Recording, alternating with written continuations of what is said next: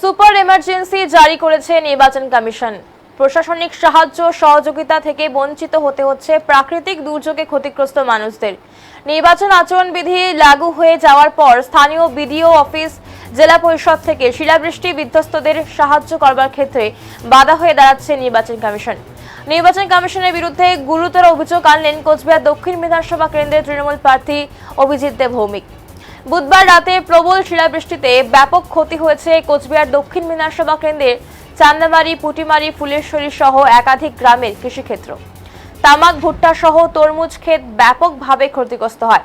বৃহস্পতিবারই বিধ্বস্ত এলাকা পরিদর্শনে যান তিনি এবং এই অভিযোগ আনেন নির্বাচন কমিশনের বিরুদ্ধে।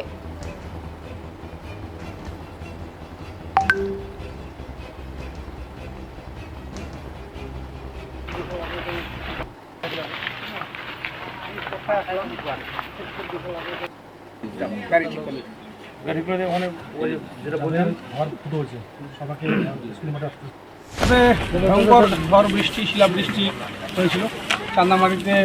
আমরা এই মুহূর্তে 66 নং বুথ, যেখানে সেদারঝাড় গ্রাম, সেখানে বহু মানুষের ক্ষতি হয়।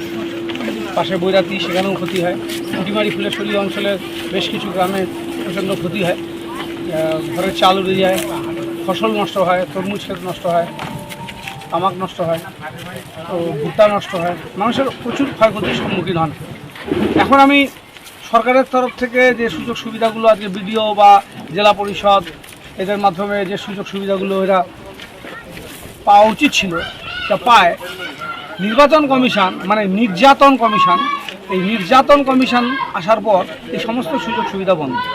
আমি নির্যাতন কমিশনের যারা দায়িত্বে আছেন তাদেরকে অনুরোধ করব, এই সমস্ত যে ব্লকেজগুলো আপনারা তৈরি করে রেখেছেন, যে বিডিও অফিস থেকে ত্রিপাল পাবো না, এসডিও একটা ত্রিপাল দিতে পারবে না, এখানে যারা মানুষ, যারা ভুক্তভোগী, হাজার হাজার মানুষ যারা এই বন্যায়, যারা এই ঝড়ে ক্ষতিগ্রস্ত, তাদের কি রিলিফ দেবেন, তাদের ত্রাণ কোথায় পাবে?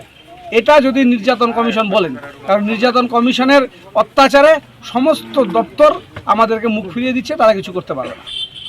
তাহলে কি দাদা মানুষগুলো বঞ্চিত থাকবে? তাদের তো থাকার কোনো, এটা নির্যাতন কমিশনের অত্যাচার, এবং তারা পশ্চিমবঙ্গ সরকারের উপরে সুপার ইমার্জেন্সি চালু করেছে। এই সুপার ইমার্জেন্সির ফলে এই মানুষগুলোর জন্য আমরা কিছু করতে পারছি না। যেহেতু যতটুকু যা করতে হবে আমাদের ব্যক্তিগতভাবে করতে হবে, কিন্তু প্রশাসনিক কোনো সহযোগিতা এনাদের কাছে পৌঁছাতে দিচ্ছে না। আমরা যত জায়গায় ফোন করলাম, যত জায়গায় বললাম, সমস্ত জায়গায় বাধা হয়ে দাঁড়িয়েছে নির্যাতন কমিশন।